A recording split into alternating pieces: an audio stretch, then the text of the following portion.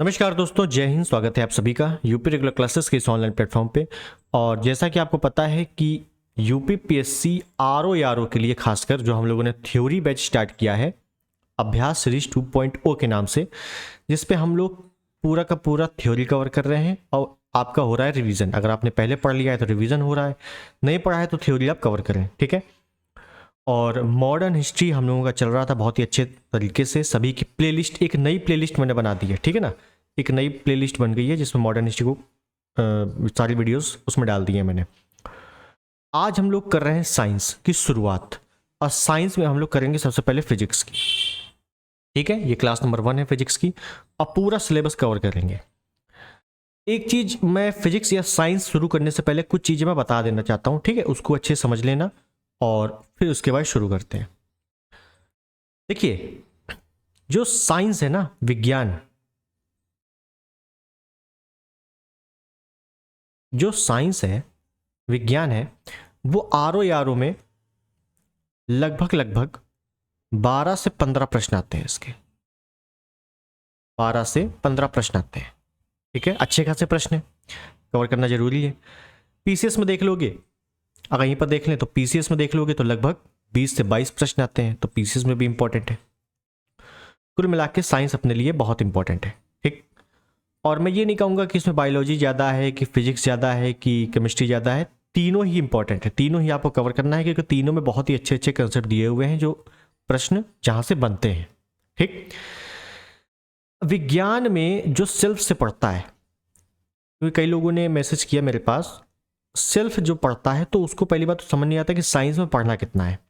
समझिएगा, जो self study कर रहा है तो कितना सेल्फ से पढ़ना है साइंस में, क्योंकि उनको पता ही नहीं। क्योंकि जरा सा आप साइंस में डेप्थ में गए, जरा सा आप डेप्थ में गए तो बहुत सारे कंसेप्ट हैं, बहुत सारी थ्योरीज आती हैं, और अपने को समझ नहीं आता हम क्या पढ़ रहे हैं, और हम पढ़ने लगते हैं फिर आईआईटी लेवल का या बीटेक लेवल का, मतलब थोड़ा सा हाई साइंस पढ़ने लगते हैं, हाई मटेरियल पढ़ने लगते हैं,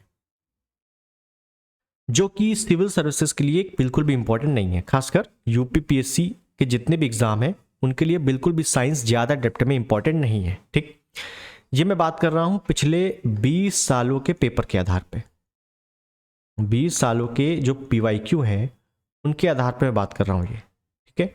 इस बार भी जो प्रश्न आए थे साइंस में बहुत ही बेसिक आए थे, मतलब ये नहीं कहेंगे बहुत ज़्यादा इजी थे, लेकिन हाँ बेसिक थे। एक जो बेसिक साइंस होती है उसके प्रश्न थे, बहुत ज़्यादा हार्ड नहीं थे, ठीक। तो अब आपको समझना है कि आपको बहुत ज़्यादा हाई लेवल की साइंस पढ़ने की आवश्यकता नहीं है। एक बेसिक कंसेप्ट जो बेसिक साइंस होती है, क्योंकि आप जब सिलेबस पढ़ोगे ना, सिलेबस में भी दिया हुआ है, क्या दिया हुआ है, सामान्य विज्ञान। क्या दिया हुआ है, सामान्य विज्ञान। अब सामान्य विज्ञान में टॉपिक तो दिया नहीं है क्या क्या पढ़ना है, तो सामान्य विज्ञान का जाहिर सा मतलब ये होता है कि एक जो बेसिक जानकारी होती है साइंस की वो जरूर होनी चाहिए, जो बेसिक कंसेप्ट है, बेसिक थ्योरीज है, वो आनी चाहिए, ठीक है। साइंस को बहुत ज्यादा अपने को डेप्थ में पढ़ने की जरूरत नहीं है, क्लियर। तो अब करना क्या है, तो जैसा कि मैंने बहुत पहले ही बताया था, अगर आपको साइंस सेल्फ से पढ़ना है तो आप एक बुक है महेश वर्णवाल की, ये आप ले सकते हो, बहुत अच्छी बुक है। हालांकि इसमें भी थ्योरीज काफ़ी अच्छी अच्छी दी हुई है, लेकिन इसको आप पढ़ सकते हो, उसमें लिमिटेड दिया हुआ है। एक आती है ल्यूसेंट की, जो केवल साइंस की आती है, ल्यूसेंट। अगर आप लेना चाहो इसको ले सकते हो, और फिर प्रैक्टिस के लिए तो आप घटना चक्र लोगे ही लोगे, या यूथ की लोगे, जो भी आप मर्जी हो, ठीक है। अब मैं क्या करने वाला हूं समझो, मैं आपको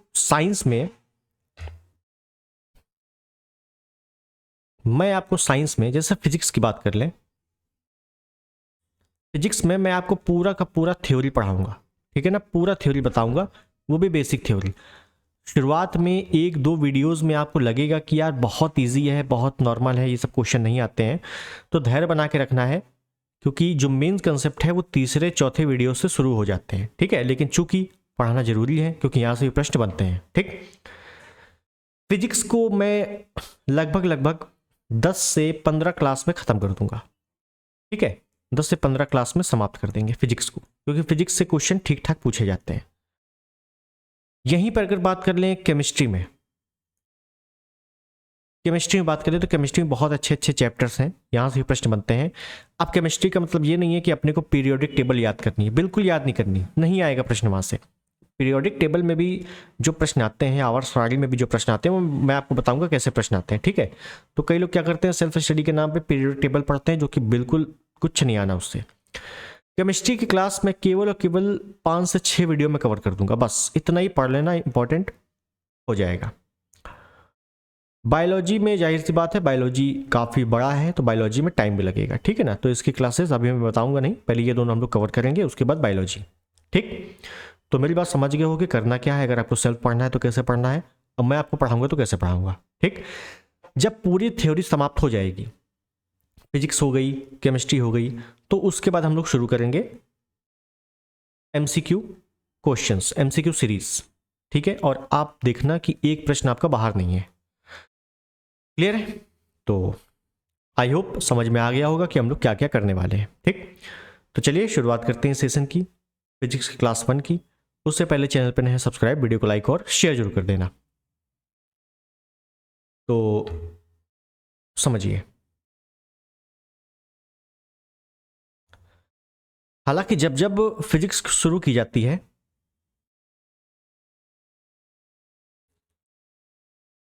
जब जब फिजिक्स या भौतिक विज्ञान से साइंस शुरू की जाती है, तो कई सारी चीजें बताई जाती हैं। जैसे जैसे साइंस किस भाषा का शब्द है, साइंस की शुरुआत कैसे हुई, शुरुआती दौर में प्राकृतिक विज्ञान आया और भौतिकीय विज्ञान आया, जूलॉजी कैसे आई, बॉटनी कैसे आई, फिर फिजिक्स केमिस्ट्री में कैसे बांटा गया, फिर उसके बाद अरस्तू के बारे में बताया जाता है, फिर थियोफ्रेस्टर के बारे में बताया जाता है। जैसे अरस्तू साइंस के पिता कहलाते हैं, पितामह कहा जाता है अरस्तू को। थियोफ्रेस्टर, इनकी पुस्तक आती है हिस्टोरिका प्लेटेनियम, इन्होंने 500 वनस्पतियों का वर्गीकरण किया। फिर उसके बाद न्यूटन की पुस्तक आती है प्रिंसिपिया ऑप्टिक्स, इन्होंने भी कई सारी चीज़ें बताई। आइंस्टीन के बारे में हम लोग पढ़ते हैं, सापेक्षता का सिद्धांत पढ़ते हैं, ठीक है, उन्होंने कई सारी चीज़ें बताई। लेकिन हम लोग क्या कर रहे हैं कि हम लोग खासकर आर के लिए पढ़ रहे हैं, या खासकर पीसीएस के लिए पढ़ रहे हैं, ठीक है ना। जिनको आर देना है, जिनको पीसीएस देना है, पीसीएस इस बार का तो नहीं, अगली बार का देना हो तो इससे पढ़ लेना, कोई बड़ी बात नहीं है। लोअर पीसीएस आ रही उसको देना हो, या कोई भी अन्य वैकेंसी आ रही है उसको देना उत्तर प्रदेश में, तो आराम से पढ़ सकते हो। मैं आपको शुरुआत कर रहा हूँ मेन टॉपिक से, ठीक है। बहुत ज़्यादा हम लोग स्टार्टिंग से नहीं पढ़ेंगे, मेन टॉपिक से पढ़ेंगे, जैसा कि बुक में अपने दिया होता है। और बाकी जैसे मैंने नाम लिया जिनका जिनका, तो वो हम लोग जैसे अरस्तू हो गए, न्यूटन हो गए, प्लूटार्क हो गए, प्लिनी हो गए, है ना। तो इनके बारे में, थियोफ्रेस्टर हैं, इनके बारे में लास्ट में हम लोग पूरा बता देंगे कि इनकी कौन कौन सी पुस्तक है, क्या क्या इनका योगदान रहा है, ठीक है। तो अगर वहाँ से मिलान करने को आ जाएगा तो हो जाएगा। तो हम लोग शुरू कर रहे हैं आज से। जो पहला चैप्टर है बहुत ही सिंपल चैप्टर है, मात्रक मापक यंत्र। और हम लोग उतना ही पढ़ेंगे जितना कि इंपॉर्टेंट है। अगर आपको ज़्यादा पढ़ना हो तो आप बुक से पढ़ सकते हो, क्लियर, समझिए। तो मात्रक मापन में आपने पढ़ा होगा 3 पद्धतियां चलती हैं, एमकेएस पद्धति है, एक सीजीएस पद्धति है, और एक एफपीएस पद्धति है।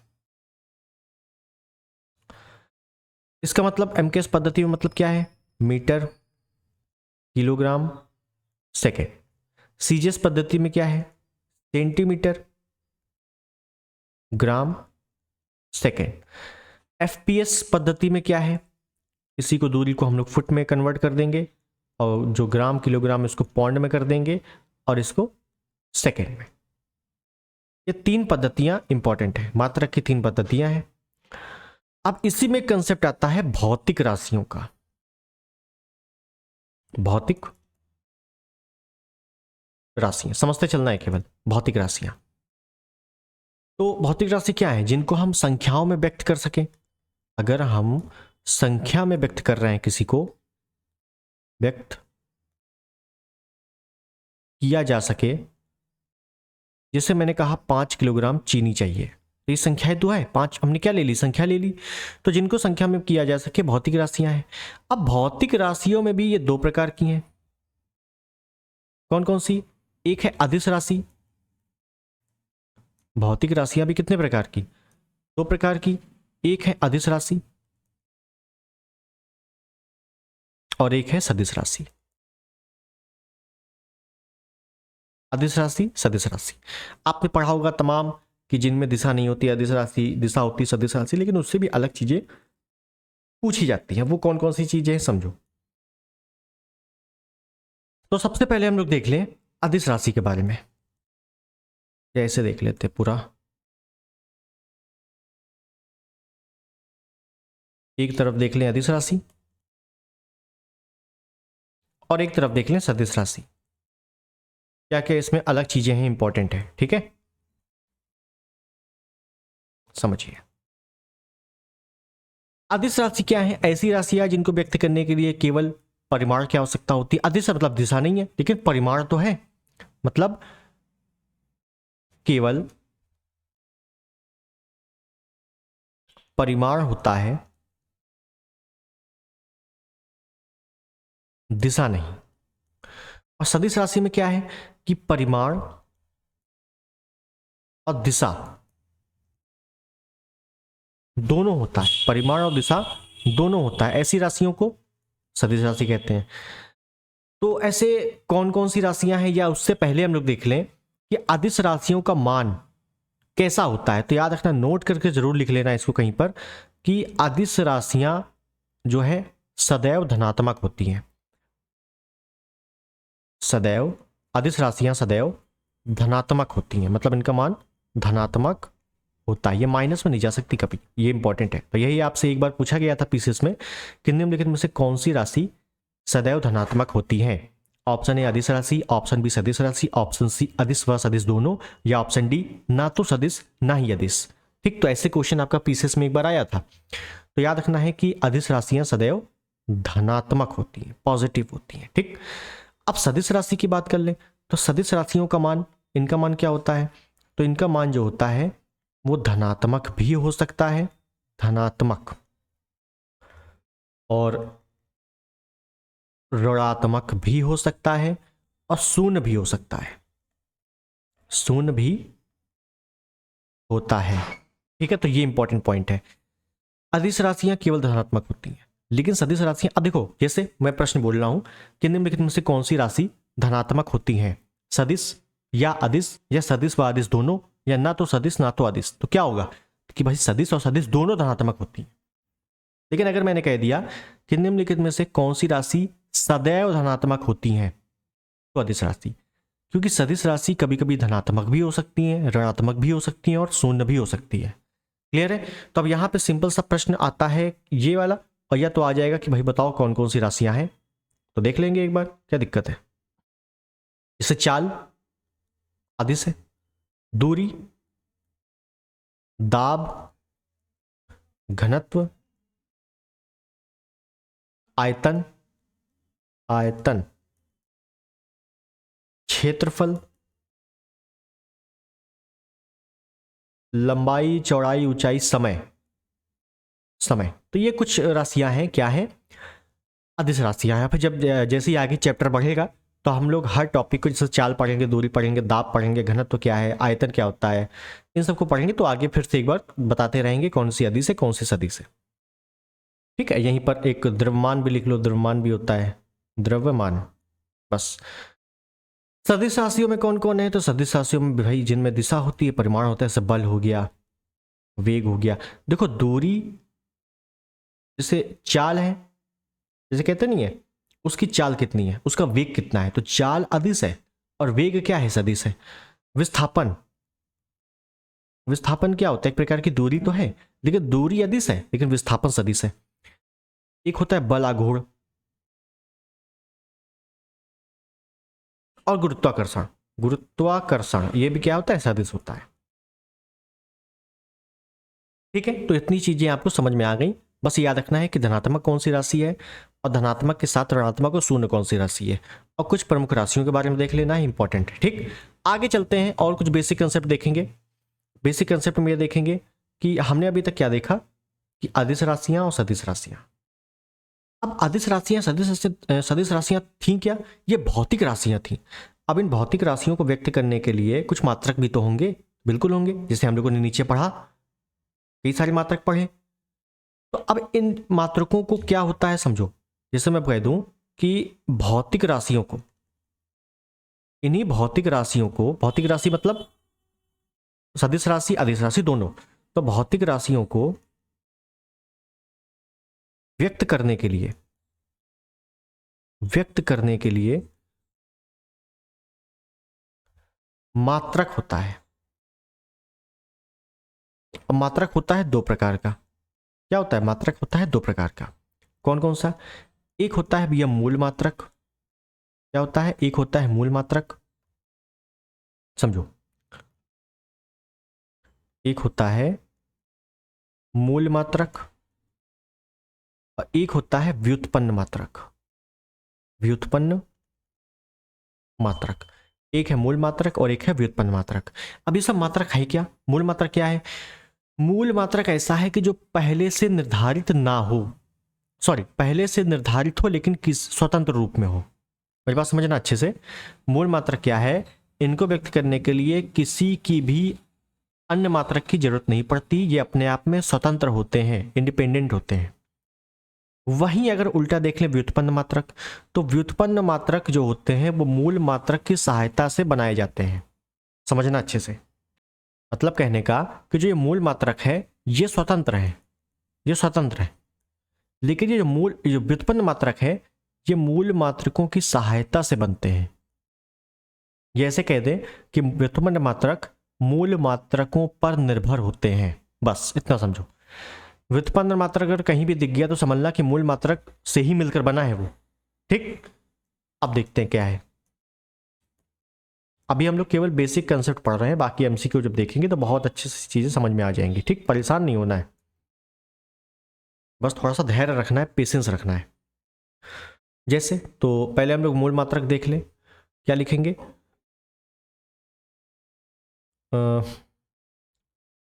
ऐसे लिख दें, इन मात्रकों को व्यक्त करने के लिए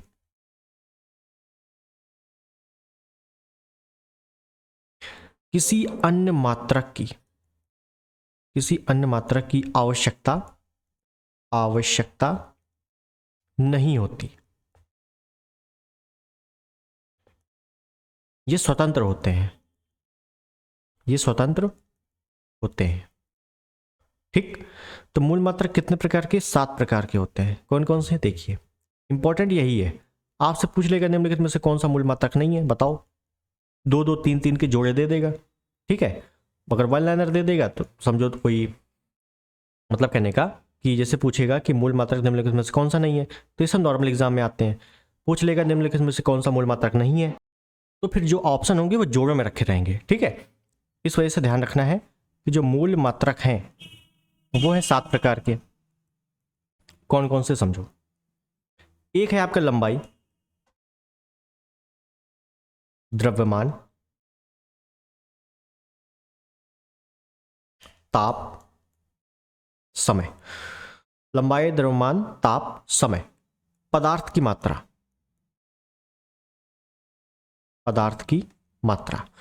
विद्युत धारा, और फिर ज्योति तीव्रता। ठीक, इतनी चीजें हैं, मतलब ये 7 मूल मात्रक हैं अपने। अब इनके मात्रक क्या है और इनको डिनोट कैसे करते हैं वो देख लें। तो लंबाई को कैसे डिनोट करेंगे? मीटर से। द्रव्यमान को किलोग्राम से। ताप को केल्विन से। यहां पे उससे मत कर देना, टेम्परेचर से, सेल्सियस से। किससे करेंगे? केल्विन से, केल्विन। समय, सेकंड। पदार्थ की मात्रा, मोल। विद्युत धारा, एम्पियर, और ज्योति तीव्रता, कैंटिला। ठीक, किसे नोट करेंगे? तो मीटर को एम से, किलोग्राम को किलोग्राम से ही करेंगे। कि गिरा कर देते हैं इसको, ये मैंने थोड़ा सा इधर गलत लिख दिया, किग्रा। केल्विन्स को के से, सेल्सियस को एस से, मोल को ऐसे मोल ही लिख देंगे, एम्पियर को ए से लिख देंगे और कैंडला को सी डी से लिख देंगे। ठीक है, तो ऐसे डिनोट करते हैं इसको। ठीक, याद रहना चाहिए, इंपॉर्टेंट है। तो अगर आपसे पूछ ले कि बताओ मूल मात्रा के निम्नलिखित में कौन सा नहीं है, कौन सा है, तो ये है। और आपको अगर आर या में पीसेस में देगा तो 2-3 के जोड़े देगा कि कौन सा नहीं है, ठीक है। तो इस हिसाब से थोड़ा सातों याद रखना अच्छे से। मूल मात्राओं की संख्या 7 है। इसके अलावा 2 पूरक मात्रक भी होते हैं जो मात्रकी जैसे होते हैं, जैसे रेडियन होता है और स्टेरेडियन होता है, ठीक है, याद रखना है, बाकी वो सब बातें नहीं है। थोड़ा आगे आते हैं। व्युत्पन्न मात्रक हम लोगों ने क्या पढ़ लिया, हम लोगों ने पढ़ा मूल मात्रक, उसके बाद व्युत्पन्न मात्रक क्या होता है यहीं पर देख लें इसको। व्युत्पन्न मात्रक क्या होता है? ऐसे मात्रक जो मूल मात्रकों की सहायता से प्राप्त होते हैं। कैसे लिख दें कि मूल मात्रकों पर निर्भर होते हैं, उन्हें क्या बोलते हैं? व्युत्पन्न मात्रक। जैसे एग्जांपल अगर बोले तो जिससे मुझे याद आ रहा है, जैसे वेग हो गया। वेग क्या होता है? मीटर प्रति सेकंड। जैसे मान लो तो मीटर और सेकंड इन दोनों को मिलाया गया, जब मूल मात्रकों को मिलाया गया तब बना व्युत्पन्न मात्रक, ठीक है। तो इस प्रकार से जनरेट होता है। हालांकि अपने में ये सब नहीं आता है, थ्योरीज वगैरह ज़्यादा पूछी जाती है, एग्जाम्पल ज़्यादा आते हैं, बाकी न्यूमेरिकल वगैरह नहीं आते, ठीक। तो ये आप समझ गए व्युत्पन्न मात्रक। अब व्युत्पन्न मात्रक में कुछ व्युत्पन्न मात्रकों के बारे में पूछ लिया जाता है, देख लेंगे। जैसे एक पूछा जाता है प्रमुख व्युत्पन्न मात्रक, देख लें तो डायरेक्ट नाम लिख दें, खगोलीय दूरी, खगोलीय इकाई या खगोलीय दूरी। क्या क्या है पहले इंपॉर्टेंट इसके बारे में? पहली बात तो ये दूरी का मापन है। दूरी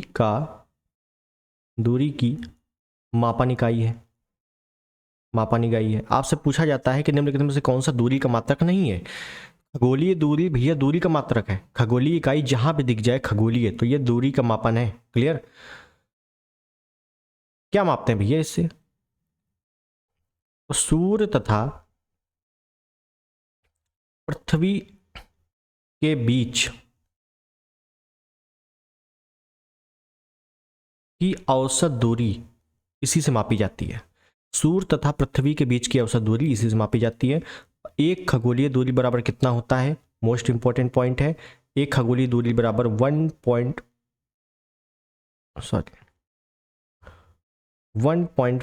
इंटू 10⁻11 मीटर। कितना? 1.5 इंटू 10⁻11 मीटर, ठीक है, याद रहेगा, ठीक है, ध्यान रखना है, ये मीटर में है, ठीक। बहुत इंपॉर्टेंट पॉइंट। 1.5 इंटू 10⁻11 मीटर क्या है? एक खगोलीय दूरी बराबर। एक होता है प्रकाश वर्ष। ये क्या है प्रकाश वर्ष?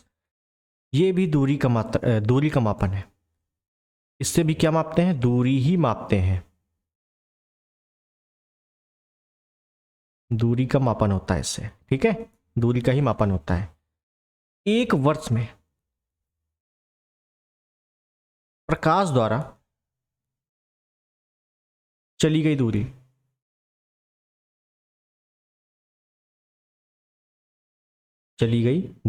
एक वर्ष में प्रकाश द्वारा चली गई दूरी किस में मापा जाएगा? प्रकाश वर्ष में मापा जाएगा। अब जाहिर सी बात है कि प्रकाश की दूरी है तो इसमें तारों, ग्रहों, इनकी दूरियां मापी जाती हैं, ठीक। लेकिन मेन क्या है, अपने से पूछता है कि ये बताओ कि पहली चीज प्रकाश वर्ष किसका मात्रक है? दूरी का मात्रक है। मोस्ट इंपॉर्टेंट पहली बात तो यही है, ठीक है। और कुछ आपसे नहीं पूछा जाता, ये पूछा जाता है कि बताओ दूरी का मात्रक कौन कौन सा है। तो खगोलीय दूरी भी मिल गया और प्रकाश वर्ष भी मिल गया। इंपॉर्टेंट ये है कि एक प्रकाश वर्ष बराबर कितना? तो एक प्रकाश वर्ष बराबर 9.46 into 10⁻15 metre. 9.46 into 10⁻15 metre, most important point, सबसे ज्यादा यही पूछा जाता है। बस याद रखना है कि दूरी का मात्रक है और एक खगोलीय दूरी या एक प्रकाश वर्ष बराबर कितना होता है, बस। क्लियर? थोड़ा और आगे चलें तो एक होता है आपका पार्सेक। ये पार्सेक क्या होता है? दूरी का सबसे बड़ा मात्रक।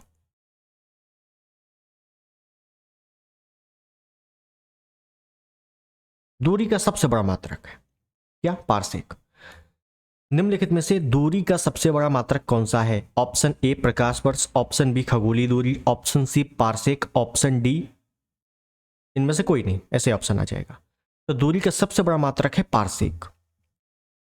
या घुमा के थोड़ा पूछेगा कि निम्नलिखित में से कौन कौन से दूरी के मात्रक हैं, तो एक ऑप्शन में दे देगा पारसेक, प्रकाश वर्ष और खगोलीय दूरी, ऑप्शन बी में कुछ और दे देगा, ऑप्शन सी में कुछ और, ऑप्शन डी में कुछ और। तो याद रखना है कि पारसेक, प्रकाश वर्ष, खगोलीय दूरी तीनों ही दूरी के मात्रक हैं और दूरी का सबसे बड़ा मात्रक पारसेक है। तो एक पारसेक बराबर कितना, ये भी तो देखा जाए। एक पारसेक बराबर कितना? एक पारसेक बराबर कितना? देखो यहां से दो टाइप के प्रश्न आते हैं। एक पारसेक बराबर 3.25 इंटू एक प्रकाश वर्ष इंटू एक प्रकाश वर्ष, या तो ये आ जाएगा या तो ये आ जाएगा 3.08 इंटू 10⁻16 मीटर। ठीक है, ये दोनों में से कुछ भी आ सकता है।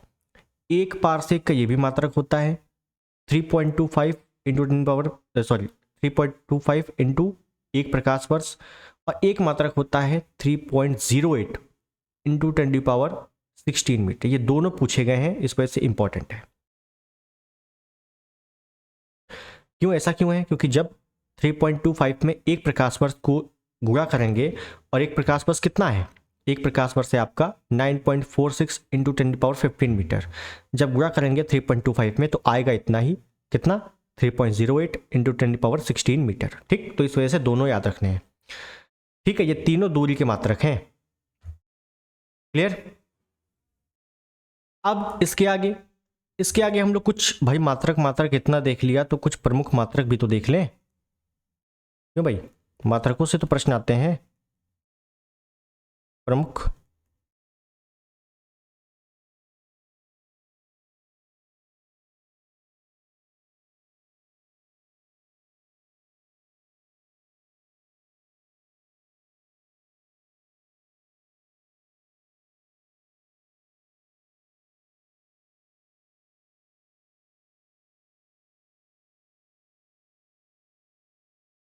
तो प्रमुख मात्रक देखेंगे हम लोग इसमें थोड़ा बहुत।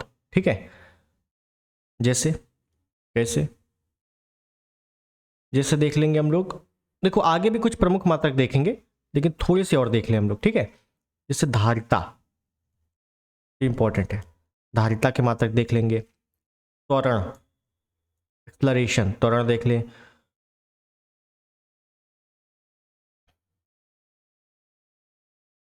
त्वरण, समुद्री जहाज की गति किससे मापी जाती है, मात्रक क्या है? और समुद्री दूरी, यहां पे कंफ्यूजन हो जाता है। समुद्री दूरी, इसको देख लेंगे। ऊष्मा के बारे में देख लेंगे, तरंग दैर्ध्य के बारे में देख लेंगे। हालांकि ये सब कुछ हम लोग डिटेल में भी आगे देखेंगे, लेकिन यहां पे एक बार देख लें। और लास्ट में एक वायुमंडलीय दाब, वायुमंडलीय दाब। देखो अब ये सब चीजें जो हैं एक तरीके के रटने वाली चीजें हैं। ठीक है, आप एक तरफ प्रमुख मात्रक लिखो, एक तरफ उनके कंसेप्ट देखते जाओ क्या क्या है। ठीक है, इसमें कुछ समझाने वाली चीज नहीं है। जैसे धारिता के बारे में देखेंगे तो इसका मतलब क्या है? फैराडे। फैराडे। त्वरण क्या है? त्वरण मीटर पर सेकेंड स्क्वायर, या इसी को मीटर सेकेंड -2 लिखा होता है कहीं कहीं। ठीक, क्योंकि बटे वाला ऊपर आ जाएगा तो माइनस में हो जाता है। समुद्री जहाज की गति, इसको मापा जाता है नॉट से, नॉट। और समुद्री दूरी नॉटिकल मील, नॉटिकल मील। यहां पे कभी कंफ्यूजन होता है। हम लोग अभी जब जियोग्राफी पढ़ेंगे आगे, तो जियोग्राफी में बताऊंगा, मान लो जैसे तट है भारत का, तो इससे 12 नॉटिकल मील की दूरी क्या होती है, 24 नॉटिकल मील की दूरी क्या होती है, या 200 नॉटिकल मील की दूरी क्या होती है ना। जैसे इसको प्रादेशिक सीमा, सामुद्रिक सीमा कहते हैं, इसको अवक्षय मंडल कहते हैं, इसी को अनन्य आर्थिक क्षेत्र कहते हैं। समुद्र में कितनी दूरी है, मान लो मैं जैसे यहाँ तक आया तो ये समुद्र है, यहाँ से यहाँ तक समुद्र की कितनी दूरी, उसको मापेंगे नॉटिकल मील से। लेकिन अगर कोई समुद्र में जहाज तैर रहा है, जहाज चल रहा है, वो जहाज अपनी दूरी कैसे मापेगा? तो वो नॉट से मापेगा। ठीक है, तो ये थोड़ा सा ध्यान रखना इन दोनों की चीजें, क्योंकि यहाँ पे कंफ्यूजन हो जाती है और यहीं से प्रश्न बनते भी हैं। चलिए आगे चले। ऊष्मा,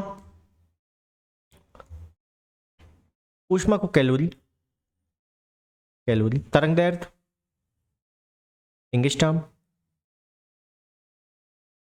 एंगस्ट्रॉम। ठीक है। वायुमंडलीय दाब, पास्कल। वायुमंडलीय दाब का मात्रक क्या है? पास्कल। एक चीज मैं बता दूं, आप लोग टेलीग्राम पे अगर ज्वाइन नहीं हो तो टेलीग्राम पे ज्वाइन हो जाना। मैं प्रमुख मात्रकों की पीडीएफ मैं प्रमुख मात्रकों की पीडीएफ दे दूंगा। ठीक है, प्रमुख मात्रक हो गए और कुछ प्रमुख जो यंत्र होते हैं उनका मात्रक पूछा जाता है, उनके भी मैं पीडीएफ दे दूंगा। उतना ही पढ़ लेना पर्याप्त रहेगा। ठीक है, जैसे मैंने एक एग्जाम्पल बताया किस चैप्टर में है तो पढ़ना पड़ेगा, तो मैं आपको पीडीएफ दे दूंगा, जरूर पढ़ लेना। ठीक है, टेलीग्राम इसका डिस्क्रिप्शन में लिंक है, वहां चले जाना, नहीं तो यूपी रेगुलर क्लासेस सर्च मार लेना, आ जाएगा। ठीक है, यही लोगो बना हुआ है, तो समझ गए आप लोग।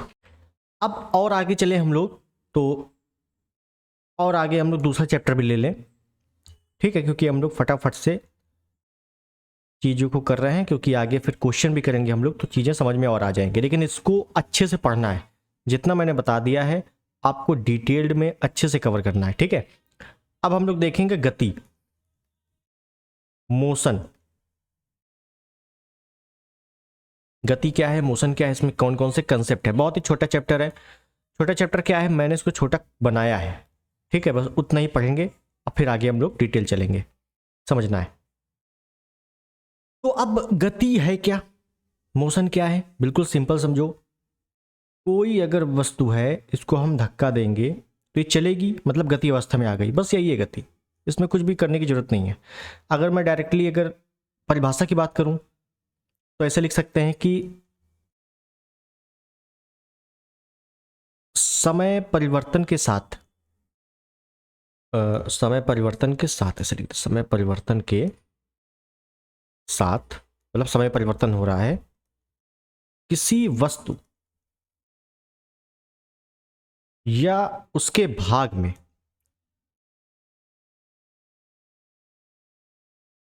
परिवर्तन हो तो वस्तु गति अवस्था में है। वस्तु गति अवस्था में होती है।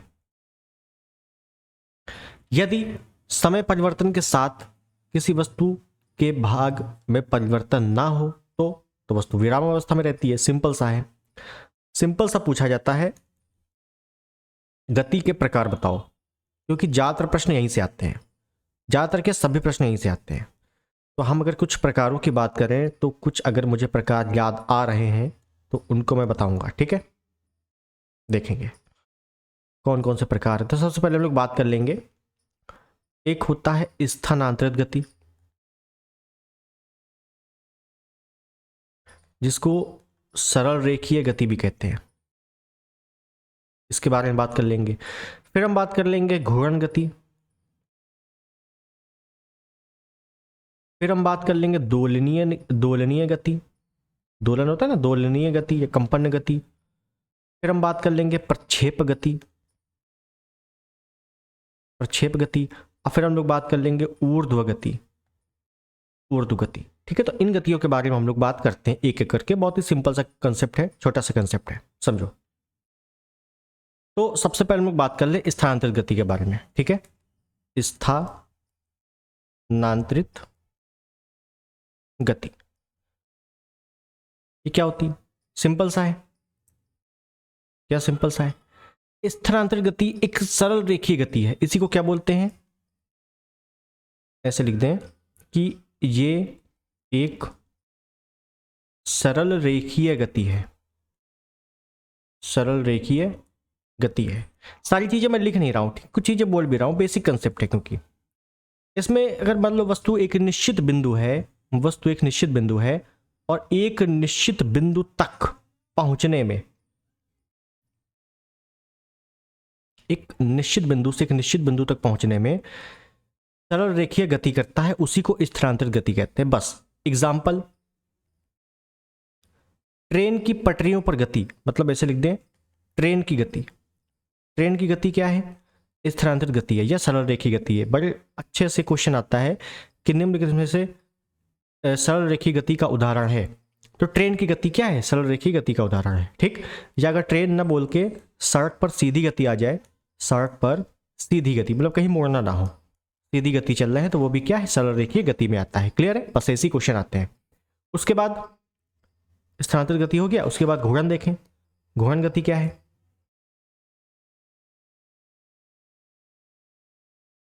घूर्णन गति समझो, बेसिक कंसेप्ट है कि कोई अगर वस्तु है अपने अक्ष के चारों ओर गति कर रहा है तो वो क्या है?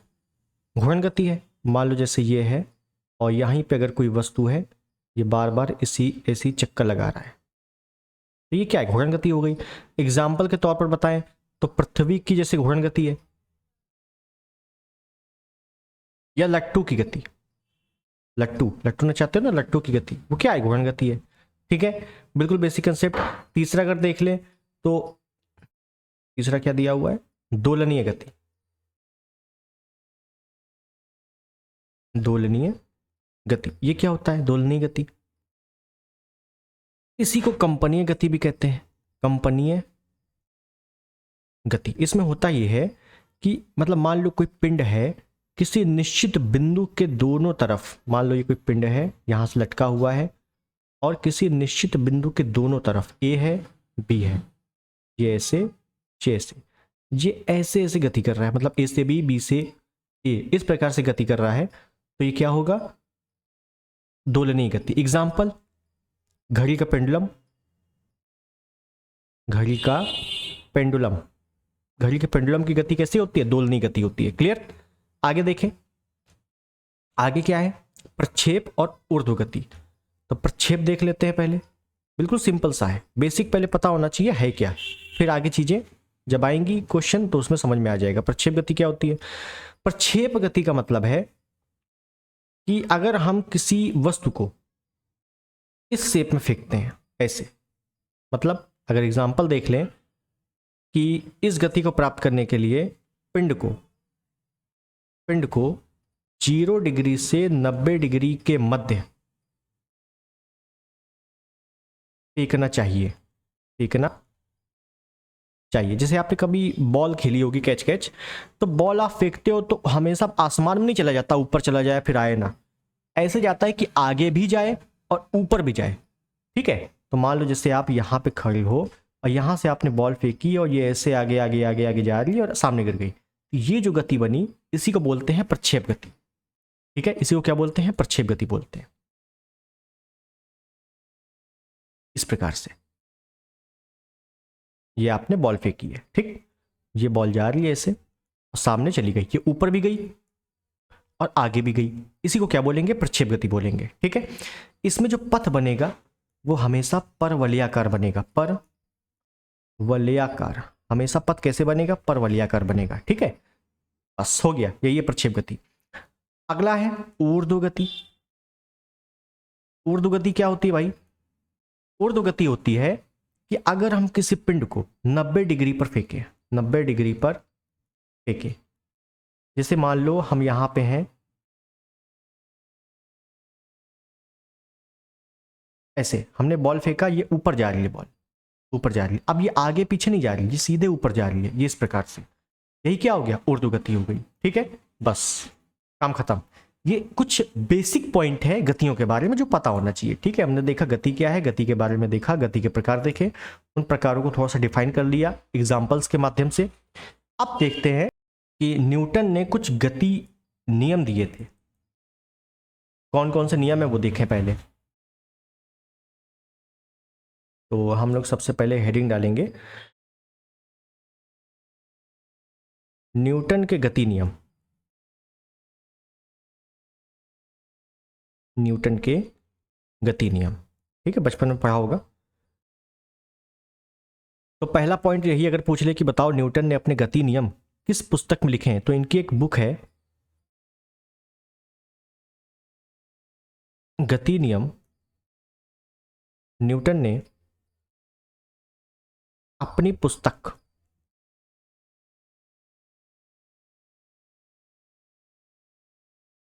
प्रिंसिपिया में प्रकाशित की है। प्रिंसिपिया में प्रकाशित की है, प्रकाशित किए। ठीक है, न्यूटन की पुस्तक है प्रिंसिपिया, उसी में न्यूटन की गति के तीनों नियम लिखे हुए हैं। ठीक है, 3 नियम है, आपको अच्छे से पता है। पहला नियम, जो पहला नियम है उसको क्या बोलते हैं? प्रथम नियम बोलते हैं, या इसी को जड़त्व का नियम भी कह देते हैं। जड़त्व का नियम बिल्कुल बेसिक पॉइंट है, जड़त्व का नियम। दूसरा है, इसी को द्वितीय नियम भी कह देते हैं, अभी देखेंगे क्या क्या इंपॉर्टेंट है। तीसरा है, इसी को तृतीय नियम भी कहते हैं, और क्रिया प्रतिक्रिया का नियम भी कहते हैं, क्रिया प्रतिक्रिया नियम भी कह देते हैं। ठीक, तो फटाफट से तीनों को देख लेंगे। तो सबसे पहले हम लोग देख लेंगे प्रथम नियम। प्रथम नियम क्या है? बचपन से पढ़ा होगा कि अगर कोई वस्तु है, इस पर कोई बाह्य न लगाया जाए तब तक ये आगे नहीं बढ़ेगी। भाई समझो, अगर किसी वस्तु पर जब तक बाह्य बल न लगाया जाए, वो विरामावस्था में रहना चाहती है जब तक उस पर कोई बाह्य बल न लगाया जाए।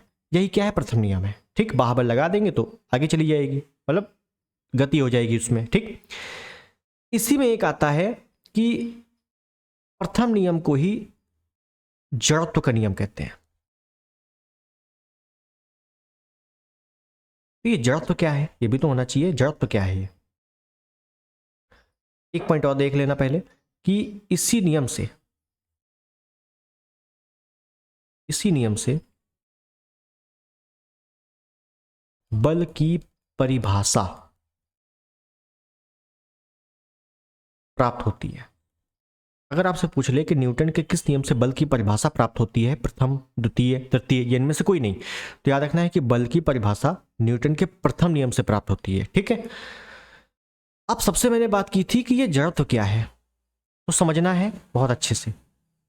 अगर कोई वस्तु है, मान लो अगर कोई ये वस्तु रखी हुई है, कोई व्यक्ति आया, इसको हटाना चाह रहा है, तो जाहिर सी बात है इसको तभी हटा पाएगा जब इस पर कोई फोर्स लगाएगा, बल लगाएगा। इसका मतलब है ये वस्तु जो है हटना नहीं चाह रही है। क्यों? क्योंकि ये वस्तु यहीं पर स्थिर रहना चाह रही है। ये वस्तु यहीं पर फोर्स लगा रही है कि हम यहाँ पर स्थिर रहें, लेकिन व्यक्ति थोड़ा और फोर्स लगा देता है और इस वस्तु को हटाना चाहता है। मतलब कहने का कि अगर कोई व्यक्ति किसी वस्तु पर बल लगाता है तो वह वस्तु उस बल में गति का विरोध करती है। इसी को जड़त्व कहते हैं, समझे? अगर कोई वस्तु रखी है आपके टेबल पे, आप उसको बिना फोर्स लगाए हटा नहीं सकते। अगर आप फोर्स लगाओगे भी तो हो सकता है अगर भारी वस्तु है तो ज़्यादा फोर्स लगा देगी नीचे, वो हटेगी ही नहीं। लेकिन आप और ज़्यादा फोर्स लगाओगे क्योंकि आप ताकतवर हो तो हट जाएगी। मतलब इसने जो है हटने का विरोध किया, हटने का क्या किया? विरोध किया, कि हम हटेंगे नहीं, विरोध किया। बस यही क्या है? जड़त्व है। या इसको ऐसे कह दें कि अगर कोई पिंड है, उसका एक गुण है जिसके द्वारा वह अपने स्थिति परिवर्तन का विरोध करती है, वस्तु अपने स्थिति परिवर्तन का विरोध करती है। मतलब कहने का कि वो अपनी स्थिति को बनाए रखना चाहती है, लेकिन हम उस पर फोर्स लगा के उसको हटा देते हैं। तो अब वो गति का विरोध कर रही है कि हम नहीं हटेंगे। तो गति का विरोध ही क्या होता है? जड़त्व होता है। बस इतना याद रखो, ठीक है? अब खत्म। इसमें परिभाषा लिखने की कोई आवश्यकता है नहीं, केवल समझ में आना चाहिए।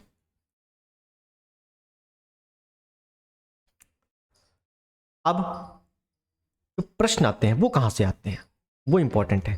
तो प्रश्न आते हैं आपके एग्जाम्पल से कि गति के प्रथम नियम के एग्जाम्पल तो बताओ। तो बस के अचानक रुकने पर, भाई क्या होता है? गति का जड़त्व होता है, विराम का जड़त्व होता है, वो सब इतना डिटेल में पढ़ने की आवश्यकता नहीं है, आप लोग बेसिक पढ़े होंगे, ठीक है? तो बस के अचानक रुकने पर व्यक्ति आगे झुकता है,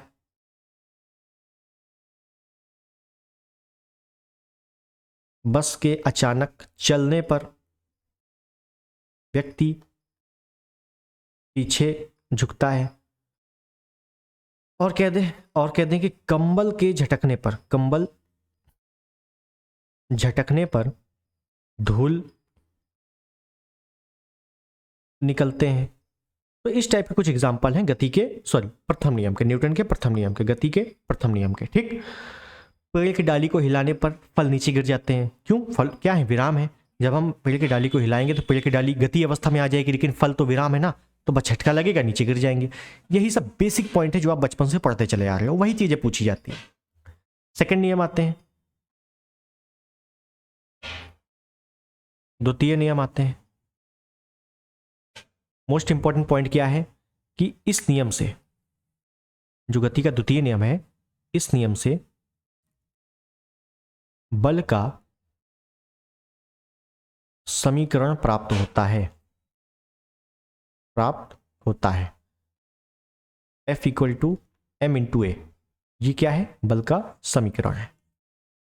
मतलब समझ में नहीं आया? मतलब समझो कि अगर आपसे पूछा जाए कि बल की परिभाषा किस नियम से प्राप्त होती है, तो पहले नियम से। देखो मैंने करवाया है, ये बल की परिभाषा प्रथम नियम से, लेकिन बल का समीकरण द्वितीय नियम से। क्या है समीकरण? F equal to m a, ये फॉर्मूला है, याद रखना है। F equal to m a, force equal to mass into acceleration, त्वरण। एग्जाम्पल क्या है? द्वितीय नियम के एग्जाम्पल ही पूछे जाते हैं आपसे, और कुछ आता नहीं है। आप चाहे घटना चक्र पढ़ लो, चाहे जो पढ़ लो, एग्जाम्पल से ही प्रश्न आएंगे। अगर कोई व्यक्ति है जो बहुत ही फेमस, एक एग्जाम्पल चलता है, अगर कोई व्यक्ति क्रिकेट खेल रहा है, अगर कोई बॉल आती है उसकी तरफ, तो वो हाथ को, मतलब जैसे ही बॉल कैच करता है तो वो हाथ को थोड़ा सा पीछे ले लेता है। बस यही है गति के द्वितीय नियम का उदाहरण। ठीक है, इसको अगर हम लिखना चाहें तो लिख भी सकते हैं। क्रिकेट खिलाड़ी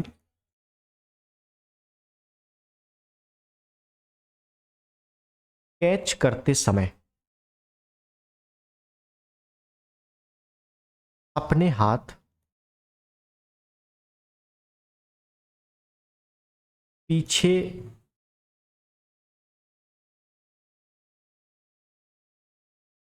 की तरफ करता है। ये क्या है? ये न्यूटन के जो गति का द्वितीय नियम है उसका उदाहरण है। ठीक, अगर एग्जांपल, हालांकि यही एक आता है, अगर आएगा तो। नहीं, आता है कि कराटे खिलाड़ी जो है एक ही बार में ईंट तोड़ देता है। कराटे खिलाड़ी, ये भी लिख लो, कराटे खिलाड़ी एक बार में ईंट तोड़ता है। तो ये किस संबंध से है? मतलब ईंट तोड़ता है तो ये किस नियम से है? तो न्यूटन के जो गति के द्वितीय नियम है उस नियम से है। तो ये दो एग्जांपल हम लोगों ने यहां पे देख लिए। ठीक है, तीसरा देख लें, तृतीय नियम। और तृतीय नियम क्या कहता है? बहुत ही बेसिक, सबको पता है, बच्चे बच्चे को पता है, क्रिया प्रतिक्रिया का नियम। क्रिया प्रतिक्रिया का नियम, हम किसी वस्तु पर जितना फोर्स लगाएंगे तो वस्तु भी हम पर उतना फोर्स लगाएगी, है ना। अब इसमें एग्जाम्पल बहुत सारे हैं, एग्जाम्पल बहुत सारे हैं। जैसे मैं ओरली बोल रहा हूं, अगर लिखना हो तो लिख लेना आप लोग। जैसे कोई व्यक्ति है, पानी है, कोई व्यक्ति तैर रहा है, तैरना, कोई व्यक्ति तैर रहा है तो आगे की ओर तैरेगा, लेकिन उसके जो हाथ है, ये हाथ है, हाथ पीछे की तरफ चलेंगे, हाथ पीछे की तरफ चलेंगे और व्यक्ति आगे की तरफ चलेगा। तो क्या है? पानी को पीछे ढकेल रहा है, अब वो खुद आगे जा रहा है। तो ये भी क्रिया प्रतिक्रिया का नियम है। दूसरे नियम देख लो कि अगर कोई व्यक्ति छलांग लगा रहा है, कोई व्यक्ति छलांग लगा रहा है ऊपर की ओर, तो पृथ्वी उसको नीचे की ओर ढकेलेगी, गुरुत्वाकर्षण बल। तो ये भी क्रिया प्रतिक्रिया का नियम है। कोई व्यक्ति बंदूक चला रहा है, बहुत ही फेमस एक एग्जांपल है। कोई व्यक्ति क्या चला रहा है? बंदूक चला रहा है। तो बंदूक से जैसे ही गोली निकलेगी तो व्यक्ति का हाथ पीछे की तरफ चलेगा, गोली आगे, व्यक्ति का हाथ पीछे। फोर्स लगा, कौन सा फोर्स? तीसरा नियम, थर्ड लॉ, क्रिया प्रतिक्रिया का नियम, ये भी है। और देख लें अगर, तो किसी, मान लो बॉल है, उसको हम पृथ्वी पर फेंकें तो वापस ऊपर आएगी, थोड़ा सा जंप मारेगी। तो ये भी क्या है? क्रिया प्रतिक्रिया का नियम है। ठीक है ना, बिल्कुल बेसिक क्वेश्चन आते हैं, बहुत ज़्यादा हार्ड नहीं आते यहाँ से कि बहुत ज़्यादा आपने को कंसेप्ट देखना पड़े। ठीक, तो ये कुछ चीज़ें हैं, और बाकी जब हम लोग प्रैक्टिस करेंगे तो चीज़ें समझ में आ जाएंगी और ज़्यादा। ठीक है ना, क्योंकि बहुत सारे एग्जाम्पल लेके आएंगे उसमें, तो उसमें और देख लेंगे।